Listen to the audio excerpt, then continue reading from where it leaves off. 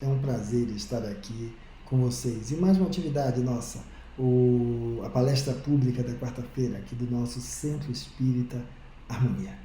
Para começar a nossa atividade, eu gostaria de fazer com você uma oração. Que essa oração nós pudéssemos inspirar e expirar. Inspirar, prender o ar e expirar. E que essa nossa oração seja perceber o fluxo de ar passando por nossos pulmões.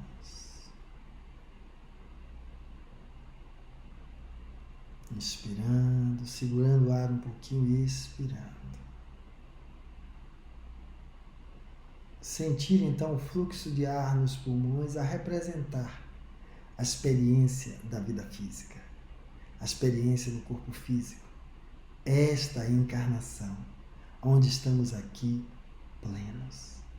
E aí agora, inspirando e expirando, nós possamos fazer contato com o que há de sagrado para nós, para você, para cada um de nós individualmente.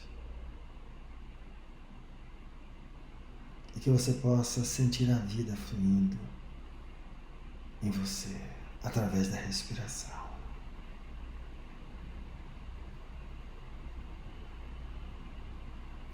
E possamos agradecer por mais essa experiência de aprendizado. Amigo e mestre Jesus, companheiro de todas as horas, sempre conosco, presente em todos os momentos, que possamos sentir a tua paz, a tua harmonia, a tua perseverança e autodeterminação, para que possamos ir adiante nessa jornada do autoconhecimento, do autoacolhimento, para nos permitir, a partir de pequenos passos, dia a dia, e nos transformando cada vez mais em pessoas melhores. Mas vamos lá. A nossa temática de hoje, do nosso encontro, é a reencarnação. Justamente. Reencarnação é o nosso tema. Kardec nos traz uma mensagem muito tranquila sobre isso, dizendo o seguinte: qual é a lei? Nascer, morrer e renascer ainda. E progredir sempre, tal é a lei. Então, nós, seres humanos, estamos em um ciclo contínuo de reencarnações, migrando de um personagem para outro a cada encarnação que nós adentramos, seja nesse planeta ou em outros orbes. Esse personagem que nós estamos vivendo agora, certo? Que é como você diz, eu sou, e tudo que você vai explicando, descrevendo aí, vai estar falando desse personagem agora que está aí experienciando essa encarnação, através do qual o espírito apreende, né, através das experiências, habilidades e aptidões, e vai nessa senda contínua de evolução aí na vida. Quando nos tomamos dentro do aspecto, do contexto de seres então aí racionais, porque é isso que vai nos diferenciar dos demais animais, nós vamos falar, se nós entendemos que a vida é esse contínuo ciclo, uma das perguntas, lógico, é: o que é que eu posso fazer para aproveitar de forma, da melhor forma, cada ciclo desse de encarnação? Principalmente pelo seguinte: você vai perceber que o espírito é o ser imortal, mas o personagem, que então é essa roupagem aí que vai desde o contexto físico, né, até a estruturação psíquica, que termina se organizando dentro do contexto social, do contexto familiar, a partir da questão da carga genética que ele recebe dos pais e tudo. É esse conjunto que vai se formar aí. Ele não se repete mais. Então Fernando vai morrer. E cada um de vocês também. Porque esse personagem morre, ele é finito. A própria constituição do envoltório físico está aí em torno de uns 120 anos, mais ou menos, visto como esse limite, né, onde os nossos tecidos vão desgastando e terminam perdendo energia vital para manter a vida. Então, esse personagem é finito. e em uma nova encarnação, um novo personagem se estabelece a partir aí da constituição de um novo corpo físico, um novo contexto genético, um novo contexto social, familiar, político, de todos os aspectos que cotejam aí a vida. O que é importante é que se esse personagem ele é finito, então assim, eu gostaria de beber até a última gota, certo? Que fosse possível nesse personagem, pelo qual eu estou apaixonado, porque é através do qual que eu estou nesse momento agora, nesse ciclo, percebendo a vida. Ele tem prós e contras, e é esse o aspecto. Na leitura do nosso texto de hoje, é uma leitura que traz faz referência naquela passagem bíblica que diz que se seu olho lhe leva ao escândalo, retire o olho. Se sua mão lhe leva ao escândalo, retire a mão. Porque é melhor entrar no reino dos céus sem a mão e sem os olhos do que continuar a perecer com ambos no mesmo lugar. O olhar que eu tenho para esse contexto é, como eu disse, eu sou apaixonado pela encarnação, eu sou apaixonado pelo meu personagem nessa encarnação. E eu acho que isso é que nos falta. Porque nós precisamos aprender a construir um olhar sobre si mesmo. E de onde vem isso? Vamos olhar o seguinte. Quando eu começo a olhar para o meu histórico, que eu vou chamar isso de olhar para si mesmo, olhar através da janela do tempo. E aí, para alguns, será o olhar dessa encarnação, para outros que conseguem alcançar, certo, experiências de outras encarnações, mas principalmente desta encarnação. Porque nessa encarnação é o melhor momento de cada um de nós. Não existe a história de um passado que era melhor, e aí nós fizemos besteira e agora estamos pior. Não. Tudo aquilo que o ser humano integra a si mesmo, ou seja, que ele se apropria, não se desfaz mais. Então, nós não evoluímos, nós só progredimos. No máximo, estacionamos. Mas veja a necessidade desse olhar sobre si mesmo. E é dentro desse olhar que eu queria fazer algumas considerações. Porque no momento que eu digo que pelo meu erro eu tiro o olho, eu tiro a mão, eu estou me dilacerando. Mas vamos mais adiante um pouquinho. E aí, para isso, eu quero caminhar um pouquinho com vocês. Eu vou ficar aqui um pouquinho mais no canto, né? Mas vamos lá. Não estarei perdendo aí vocês de vista. E vamos então adiante. Se nós nos olharmos, vamos ver que então, você e eu, como se constitui, vamos nos identificar dentro dessa objetiva, que é a objetiva do corpo físico. Assim que nós vamos vendo esse corpo que vai envelhecendo, vai mudando o aspecto, certo? Mas nós não somos só corpo. Nós temos, além do corpo físico, um outro corpo chamado perispírito. Da mesma maneira que esse corpo é um invólucro para o espírito, o perispírito também é um invólucro para o espírito. Então, o espírito encarnado tem os dois invólucros, perispírito e corpo físico. Quando vamos dormir, o perispírito se desdobra, ele se afasta do corpo físico, se mantendo ligado por um fio que alguns vão chamar de cordão de prata, e ele vai ainda manter as suas atividades, porque o espírito está desperto sempre, não dorme nunca. A necessidade do sono para refazer energias é a necessidade do invólucro orgânico. Contudo, nós não vemos o espírito em essência, ele não tem forma. O espírito em essência transcende a nossa capacidade de percepção. Então, vamos vê-lo sempre a partir do seu invólucro, que é o perispírito. Então, veja que de um lado o corpo físico, do outro o perispírito. Eu gostaria de pegar esse quadro que está aí para trabalhar em cima dessa imagem central, que é uma interrogação que traz ali a própria face. Vamos percebendo então que eu, espírito, o que eu estou chamando de espírito é essa percepção de mim dentro da dimensão existencial, além do corpo físico.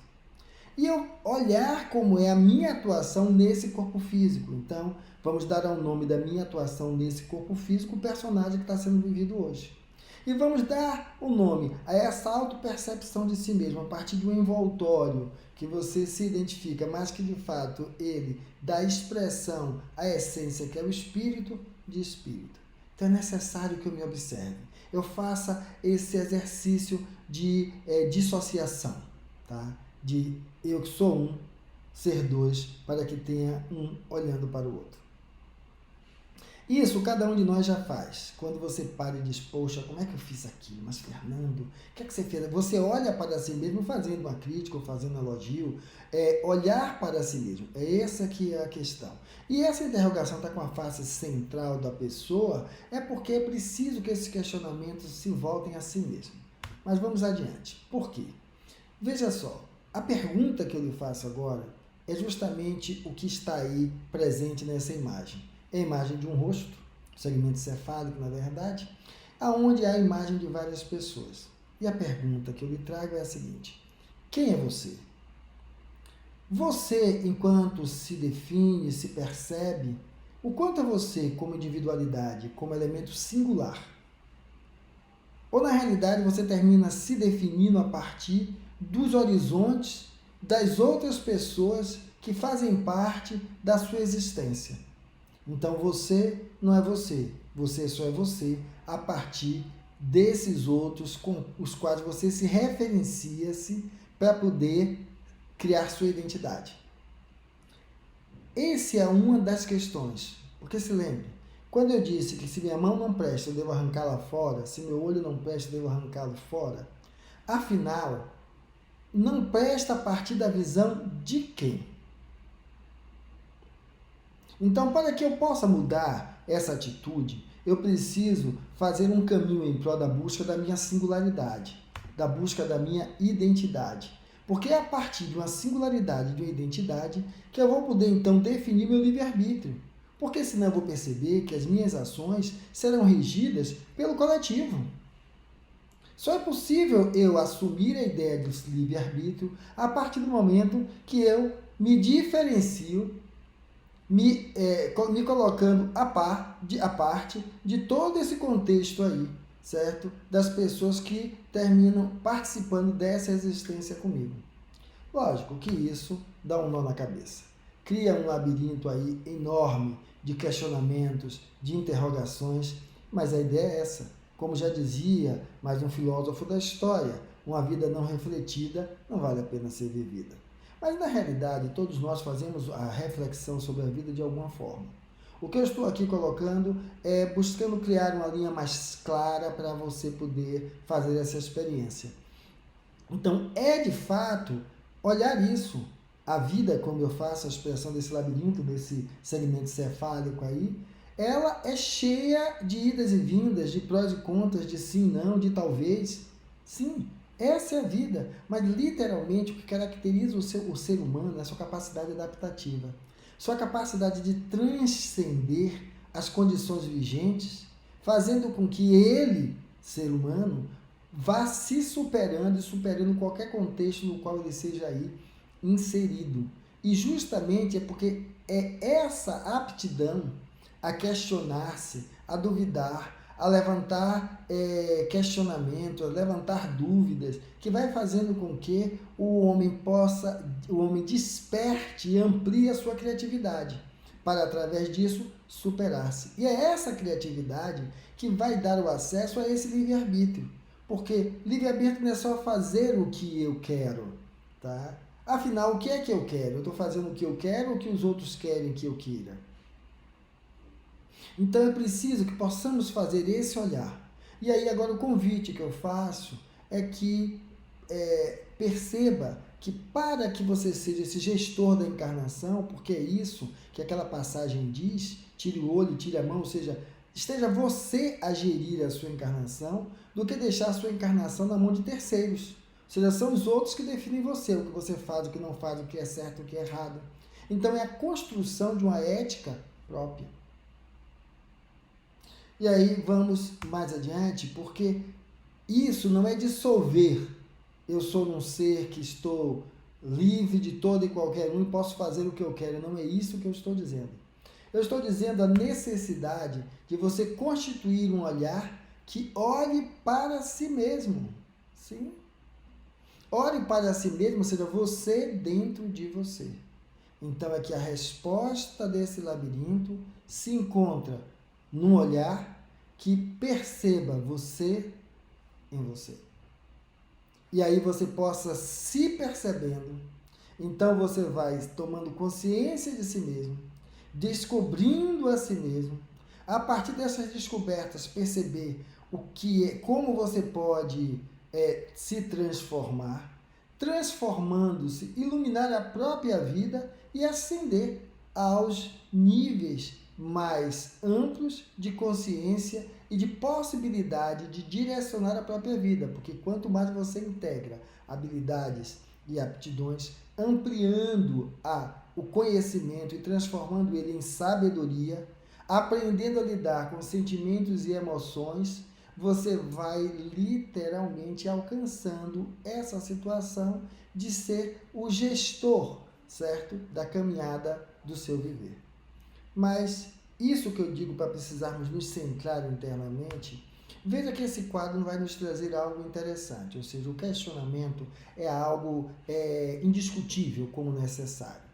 E ele vai lhe levar a um olhar crítico, que você olhando então nos anais aí da biologia, da antropologia, você vai ver que houve aí uma evolução da vida orgânica, da vida humana, mas no seu patamar mais elevado então do ser vivo, desde o Big Bang, há 13.700 anos até hoje, perpassando então por bactérias, algas, células nucleadas, invertebrados, peixes e plantas terrestres, anfíbios, dinossauros, mamíferos, primata, homem primitivo, Homo sapiens e Homo moderno. Então isso é a trajetória evolutiva, aonde a reencarnação, que é o retorno à vida física, que é isso que nós estamos descrevendo, feita inicialmente não com o nome de reencarnação, mas pelo princípio espiritual, retornando à vida física nos diversos reinos, desde o mineral, vegetal, animal e uninal, até o contexto da vivificação, que vivifica um corpo humano, que aí então passa a chamar-se espírito. E aí nesse corpo humano isso vai evoluindo progressivamente. Mas veja que nós trazemos os registros de todas essas passagens na nossa carga genética. Então o nosso DNA guarda esses aspectos. Se você olhar, a evolução de um embrião de outras espécies tem muita similaridade com a evolução do próprio embrião humano, porque viemos de uma linhagem de evolução progressiva. E quando vamos ver isso, então agora vendo então no contexto do próprio ser humano que vai reencarnando, passando experiências, voltando a outras, vamos perceber que nós verdadeiramente somos então herdeiros de nós mesmos. Então a ideia da reencarnação, porque se eu não tirar a mão, não tirar o olho, eu vou reencarnar daquele mesmo jeito. Mas a ideia não é tirar a mão nem o olho, certo? O que ele está dizendo é você assumir as rédeas de seu processo encarnatório, cada vez buscando tornar-se mais consciente e buscando uma ação mais efetiva em melhorar o seu contexto de aprendizado durante a passagem em uma encarnação. E da mesma maneira que o nosso DNA resiste a todos aqueles elementos, né, que vamos ver similitudes aí na própria construção anatômica, dentro da própria embriologia, a questão daquilo que é vivenciado, que fica então registrado, não apenas no DNA. A vida, para se constituir, ela foi se fazendo a partir de automatismos. Então não tem ninguém lá fazendo mágica, apertando um parafuso e outro para ver se você vem desse jeito, não. A vida vai evoluindo e se construindo dentro de um automatismo. Lógico, quanto mais você desperta a consciência, que é o que acontece com o espírito, que sai do estado de princípio espiritual para o estado de espírito, que ele começa então a poder ter um senso crítico e você vai desenvolvendo um olhar cada vez mais amplo sobre as coisas, inclusive sobre a percepção de que você é um espírito imortal, você começa a conduzir o seu viver de uma outra forma e poder lidar com esses elementos do automatismo que é necessário, a evolução automática do ser, para que você possa, então, ter uma ação mais direta dentro disso. Quando eu falo desses automatismos, e que não é apenas a questão da carga genética que está ali presente, da forma como vem evoluindo a estrutura orgânica do ser vivo, eu falo da questão psíquica. Veja esse texto, escrito com as letras todas embaralhadas, mas que é possível nós lermos tranquilamente. Automatismo psíquico. De acordo com a pesquisa de uma universidade inglesa, não importa em qual ordem as letras de uma palavra estão. A única coisa importante é que a primeira e última letra estejam no lugar certo. O resto pode ser uma bagunça total, que você ainda pode ler sem problema. Isto é porque nós não lemos cada letra isolada, mas a palavra como um todo. Show de bola. Eu trouxe essa imagem aí com esse texto. Veja que ninguém precisou aqui ficar treinando, vendo. Não, isso foi no automático. Então, ou seja, o nosso cérebro desenvolve vários automatismos para poder ir lidando com a experiência do viver. E isso é um exemplo que é de um texto, mas isso vai ocorrendo nas diversas coisas. E veja que isso fica gravado aonde? Quando eu mostrei o corpo físico, o perispírito, espírito, e descrevendo que enquanto espírito não nos percebemos, mas vamos perceber dentro do invólucro, que é o perispírito, é porque esse contexto do nosso psiquismo está gravado no perispírito, sim. Tirando aí então, para podermos ver, as relações humanas estão carregadas das emoções do passado, porque cada coisa que é vivenciada pelo personagem fica ali gravada no perispírito. Porque o personagem, ele é finito, mas as vivências ficam registradas no nosso disco rígido, né? O perispírito, ficam gravadas ali. E justamente quando reencarnamos, esses elementos que estão ali gravados vão reagir com o personagem atual e podendo evocar ações completamente diferentes e fora daquilo que ele tinha planejado para si mesmo. Por quê? Porque os impulsos, estímulos e reações emotivas, as atitudes diversas, não são apenas frutos da vontade do meio ambiente. Por isso que o indivíduo diz lá, eu vou começar o regime na segunda, certo? E termina na terça-feira, porque não leva adiante. Ou várias coisas que a gente diz que vai mudar, mas dissolver um hábito não é algo simples. Por quê? Ele está relacionado a automatismos psíquicos, aonde esse determinado hábito ele surge como elemento compensatório de outras situações e que o indivíduo está vivenciando. E aí por isso que não é simplesmente resolver, dizer que eu não vou fazer mais. Isso é um passo importante, mas justamente você se conectar com o que é que tem de ganho naquela ação que você faz. O que é que ela compensa para que você possa atuar de uma maneira mais direta naquilo que lhe induz aquela ação, aquela reação. Ou seja, aquela atitude, ela a partir de que tendência? Para identificando que tendência é essa, você atuar sobre a tendência especificamente. E aí você ser mais resolutivo. Porque, principalmente, das experiências gravadas em nosso psiquismo. Porque o que é que acontece? Cada coisa que você vivenciou e ficou lá gravado, quando você vivencia outra experiência que tem algum grau de similitude, é acessado todo o potencial energético, né, desse aspecto que ficou gravado lá no perispírito, no seu psiquismo. E ele vem à tona.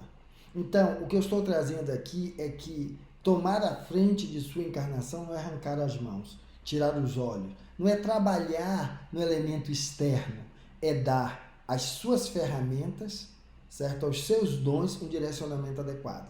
E que eu já trago que é necessário para isso ver-se. Porque antes de dizer o seu espírito mortal, preciso dizer o quê? Quem sou. E é esse o convite que eu lhe faço.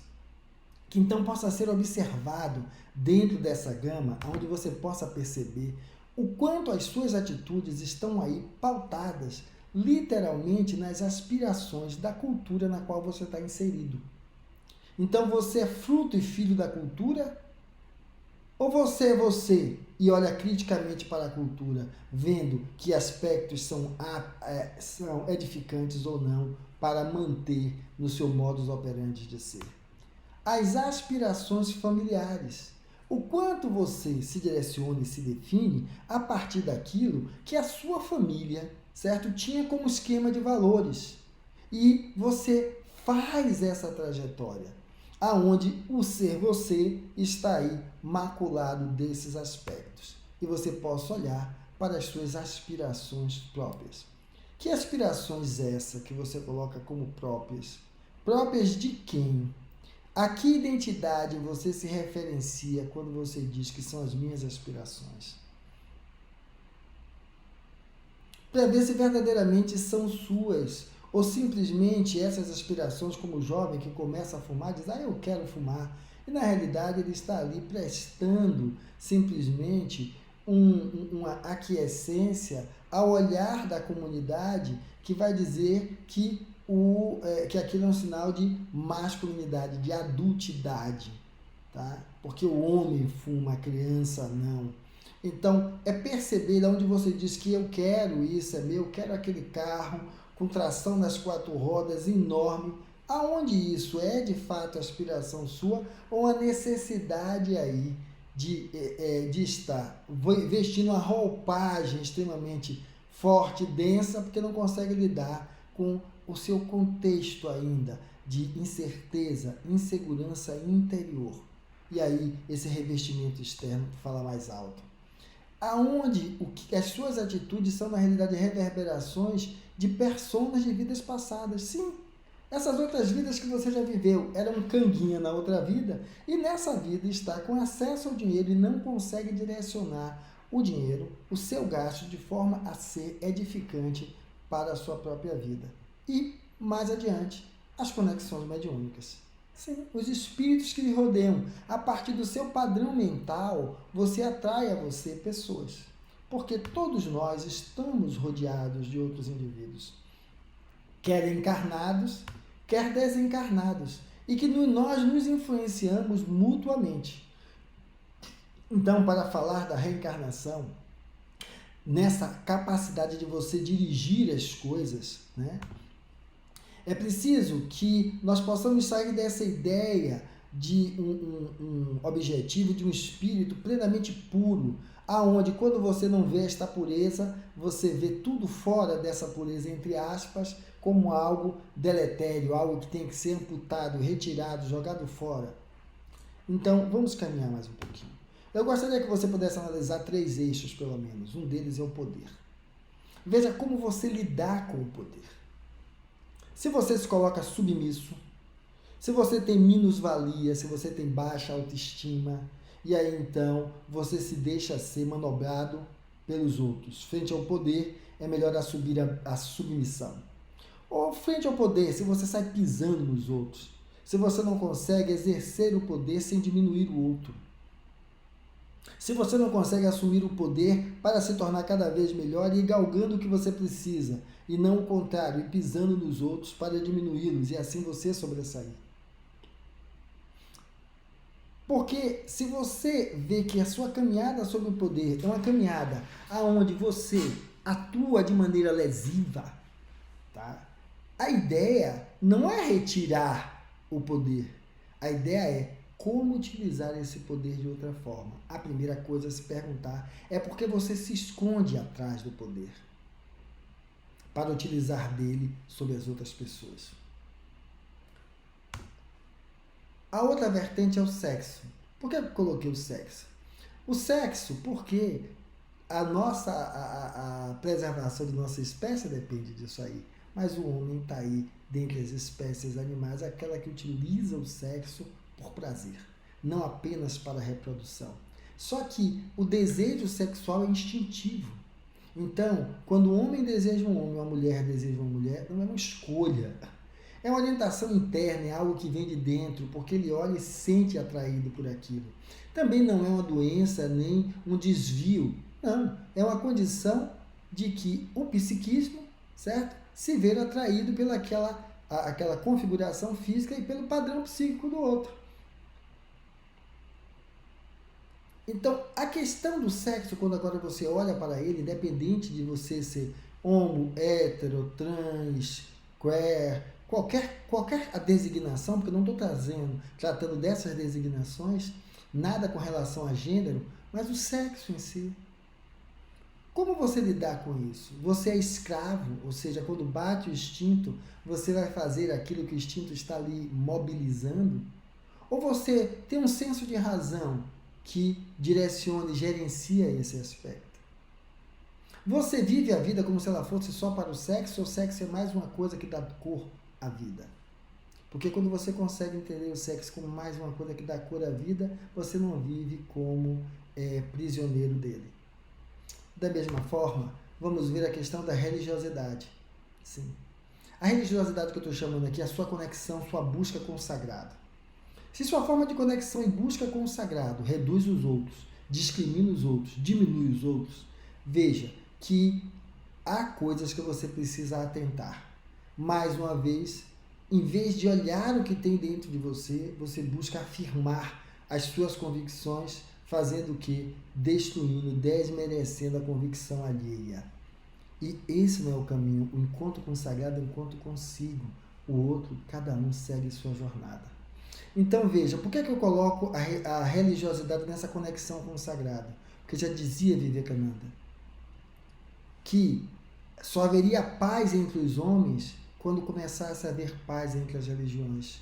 Porque o sagrado, Deus, é um construto arquetípico do humano, ao qual não tem como ele fugir, quer seja indo a ele através da sua afirmação de existência ou da negação de sua existência. Mas que para compreender isso, é preciso sair dessa visão espiritual como uma coisa pura e perceber que todos nós temos aspectos positivos e negativos, lidando com esses três pilares: o sagrado, o sexo e o poder. E é então nos perceber como seres em evolução, que enquanto espíritos somos sombra e luz. E nos desafiarmos então a integrar esses aspectos, assumindo literalmente aquilo que há em nós de positivo e de negativo. E que vamos agora ampliar mais o olhar para sair o olhar apenas do contexto do humano e ver onde está a nossa consciência ambiental. Porque esse planetinho é uma caixinha fechada. Se eu não olho para isso, eu estou ensinando mal aos meus filhos, aqueles que vêm depois de mim. E quando eu retornar a essa caixinha, ela talvez esteja tão podre que eu não suporte viver aqui. E eu preciso olhar para a consciência social, sim, porque eu não vivo só. Então eu preciso olhar para a consciência social porque eu, você, cada um de nós, é um elemento de transformação dessa sociedade. Porque quando buscamos enxergar essa luz dentro de nós e que a transformação é feita em nós, ela começa a iluminar os que estão ao redor. Não por uma imposição, mas sim pelo exemplo. E é justamente isso que precisamos integrar: consciência ambiental, consciência social, para que esse ser, enquanto espírito, seja de fato esse elemento extremamente rico na possibilidade de dar à vida um outro direcionamento. Porque a pergunta que jaz dentro desse questionamento, que traz essa parábola, é: como será meu futuro? Porque até agora, o que nos é dito dentro da tradição judaico-cristã é que fomos expulsos do Éden da ingenuidade, do paraíso. Então, essa é a pergunta: como será o meu futuro? Como é que eu posso fazer para que não chegue amanhã como eu estou hoje? Para que amanhã não repita os mesmos erros? Ora, nós saímos do Éden da ingenuidade e passamos a comer o pão com o suor do próprio rosto. Isto é, nos tornamos responsáveis pelos próprios atos. Por isso essa nossa conversa de hoje. Ver a reencarnação como uma possibilidade de exercício dessa responsabilidade sobre os próprios atos. De deixar de ser aquele elemento definido pelo meio social e cultural no qual vivemos. Sim, porque nós estamos submetidos à lei de causalidade. Porque se eu estou frente a uma relação que é infeliz, em vez de eu dizer que o meu parceiro ou parceira não presta, eu olho também o que de mim constituiu ou tornou essa relação inviável. E eu busco trabalhar sobre isso e transformar. Primeiro, talvez eu resgate esta relação. Segundo, se essa relação de fato não houver possibilidade de continuidade, eu parto para uma outra relação, enriquecido, com maior chance dessa outra relação dar certo. E Há então um planejamento das reencarnações? Assim há, como há do exemplo que eu citei. Se eu não consigo estar bem e não estar me relacionando muito bem aí com a minha parceira, e eu, em vez de dizer que ela não presta, eu analiso a minha coparticipação dentro daquela relação e onde foi que eu contribuí para cada uma daquelas situações ali presentes, eu posso, e de fato pode haver aí uma incompatibilidade de gênios entre eu e ela, mas o que é que acontece? Eu aprendi com aquela relação. Aprendendo naquela relação e aprendendo a dizer que eu não vou dar mais a outra face, aprender a dar a outra face, ou seja, abrir-se para uma nova experiência mais uma vez, só que agora enriquecido de tudo aquilo que foi vivenciado e que eu aprendi. Então eu posso programar minha próxima relação, como eu posso programar minha próxima reencarnação. Porque na reencarnação não há o que nós vamos chamar de karma ou destino, não. Na realidade não é que não haja, é que se lembra daqueles automatismos dos quais eu lhe falei, que o nosso corpo orgânico vai evoluindo a partir de automatismos relacionados ao DNA e das mutações. E nós vamos evoluindo como ser dentro do enriquecimento dessa habilidade, dessa aptidão de lidar com as relações interpessoais. Sim, isso vai ocorrendo a partir do momento que nós vamos vivendo. Isso é um automatismo. Só que quanto mais vamos tomando consciência de olhar para o processo, então vamos entender que karma não faz, karma se desfaz. Quando então eu posso fazer o questionamento a mim mesmo sobre quem sou eu, qual é a minha conduta, ela está direcionada para que finalidade? Sim. E aí dessa forma eu posso me ajudar a ter um olhar consciente no meu próprio processo evolutivo. E é esse o convite que eu faço aí a vocês, que vocês se façam esses questionamentos. Eu sou, dê seu nome. E diga o seguinte, pense, reflita o que foi que você fez de relevante na sua vida. E mais adiante, você possa pensar sobre o que foi que você fez que não foi legal. Então, tome esses dois parâmetros. Escreva. Pega uma página de caderno depois e vai escrevendo o que foi que você fez de relevante na sua vida. E depois o que você fez que não foi legal. E agora você possa olhar criticamente para você e veja o quanto esse eu que está aí dito, ele está posto literalmente porque ele está baseado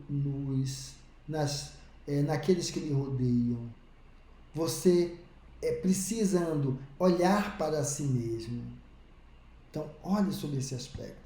Porque em seguida, eu quero que você diga agora, como a pessoa que você é hoje agiria nessas duas situações que você aí vivenciou.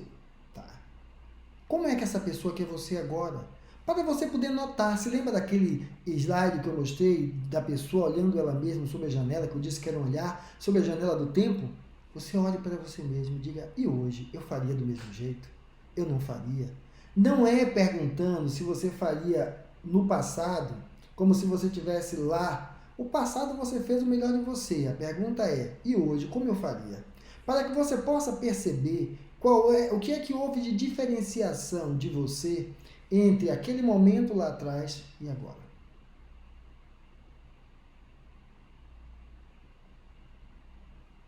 Um olhar de interrogações, esse é o labirinto mesmo, porque é preciso que você responda a você mesmo, porque só você se conhece. E que, tendo feito isso, você possa agora, tomando pé, então, como é você possa refletir. Você, esse personagem que está aí agora, certo? Possa responder o seguinte, pensando que você ainda está encarnado, essa encarnação ainda está aí sendo tocada, né? Ainda há oportunidades para você. O que é que você pode fazer nessa janela ainda dessa encarnação? O que é que você faria? Tomando agora consciência desses aspectos que você está olhando aqui comigo nesse bate-papo. O que é que você faria? Ou que você já planejou, né? Porque você também pensa, analisa, se planeja, né? Então, o que é que você faria? Diga para você mesmo. Agora, do outro lado, daquele labirinto de interrogações, pergunte a si mesmo. Por que é que você não faz? E responda a si mesmo. Depois de responder a si mesmo, eu lhe convido a fazer o seguinte olhar. Você, a pessoa que está aí hoje, cheia de interrogações, né, de espaços ainda vazios por se preencher, ou que se senta plenamente preenchido, veja que você cresceu daquela criancinha para quem é hoje, mas também cresceu a sua sombra, aspectos seus desconhecidos. E esses elementos aí, que aí estão, certo? Vamos fazer um olhar sobre ele. A partir disso, aquela experiência que eu lhe convidei a olhar, quem sou? Quem é você?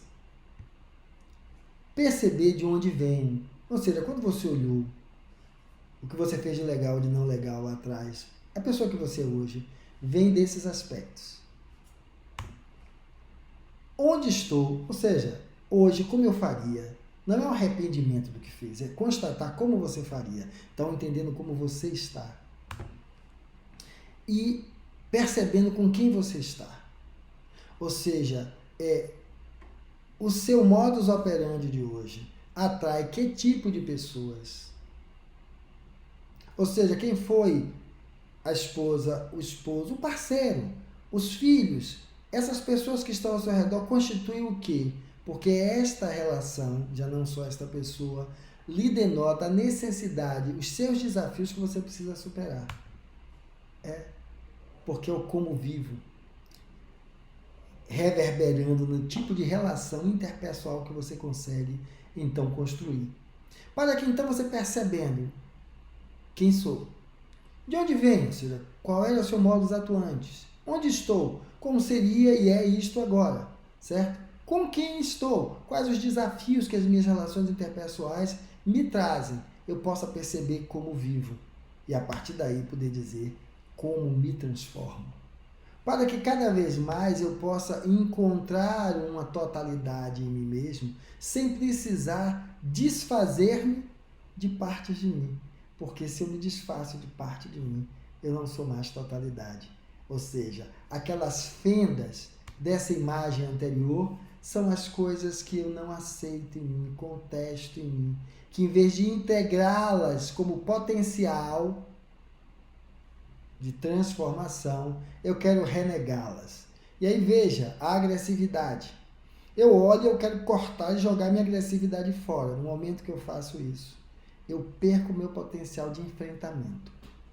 Então não é destruir a agressividade, é lidar com a forma como eu lido com ela para que ela mantenha o meu potencial de enfrentamento e me direcione a enxergar, estimulando a minha criatividade, outros caminhos, outras formas de fazer. O grande questionamento do como me transformo, ele pode ser visto de uma maneira que lhe auxilie significativamente, aonde você possa então buscar lidar com a sua vida a partir da responsabilidade e não da culpa. Tornar-se responsável pelo que fez. Sim, hoje eu já vejo, naquela época eu fiz desse jeito, hoje eu faria de uma outra forma, porque minha experiência de vida já me mostrou, mas aí o que foi oriundo daquilo, eu assumo a responsabilidade e vou resolver, inclusive porque assumindo a responsabilidade, você enfrenta desafios e enfrentando o desafio, você os supera e superando, você integra aquela habilidade, aquela aptidão para lidar com aquele contexto. E aí você vai então aprendendo a lidar com o passado, onde o passado deixa de lhe encarcerar, lhe acorrentar, mas sim lhe dá a possibilidade de você despertar. E que mais adiante vai poder lhe conduzir à resignação. Por quê? Porque tem coisas que serão necessárias lidar com ela. Ela faz parte dessa encarnação. Agora a pergunta não é com o que você tem que lidar, é como você lidar com o que você tem que lidar. É o como você faz. E aí você possa transformar a sua visão de mundo, percebendo a vida, a encarnação, como um desafio. E tudo aquilo que lhe desafia, lhe dá a possibilidade de transformação. E o que não lhe desafia, não lhe transforma. E dessa forma, você possa, então, sendo senhor de si mesmo, conseguindo se enxergar assumir o livre-arbítrio, podendo assumir a responsabilidade e a resignação para lidar com o imutável, pelo menos no momento.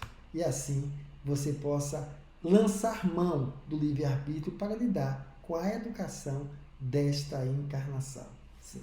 Porque a partir de tudo isso, você se torna capaz de admitir equívocos e falhas na sua personalidade. E dessa forma, fazer os sacrifícios pessoais para a autotransformação. Se lembra daqueles automatismos psíquicos? Então, o sacrifício é você superar um automatismo, superar um hábito, superar algo que você estabeleceu como rotina e que não consegue se livrar dela. É preciso um sacrifício, porque você vai precisar estar atento, lidando com aquilo. Então a proposta é que saia do aspecto de perceber que é para alcançar uma pureza e acesse, integre o que você tem de sombra e de luz. Dessa forma, aprendendo a ser responsável, aprendendo literalmente a ter resignação com o que ainda não pode ser mudado, aprendendo a educar-se a cada experiência, transformando essa visão de mundo, aprendendo com o passado e utilizando-se do livre-arbítrio, integrando aí a aquisição e a compreensão dos equívocos e se possibilitando, então, ir adiante. Então, reencarnação é um convite contínuo ao despertar do ser, para ser o gestor, o protagonista de sua própria história, aonde o que você vai cortar e jogar fora não é cortar, é romper o laço umbilical, de ser você apenas a representação do outro e não ser você mesmo. Alcance a plenitude do ser.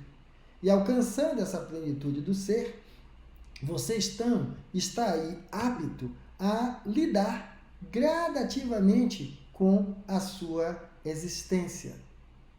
E é esse o contexto que eu lhe chamo, para que você possa ir cada vez mais além. Então, reencarnação é oportunidade de autossuperação e de crescimento, para que você continue, exercite essas reflexões e aí então possa ser Senhor da sua existência. É o convite do Centro Espírita Harmonia, para que você desperte que você é um espírito imortal. Você é um espírito imortal. Esta identidade, o encontro dessa individuação que vai para além desta vida física. Sim, você é um espírito imortal. E a partir daí você pode ser o gestor da sua existência. Muito obrigado estando conosco. E aí então, continue essa jornada de aprendizado. Muito obrigado.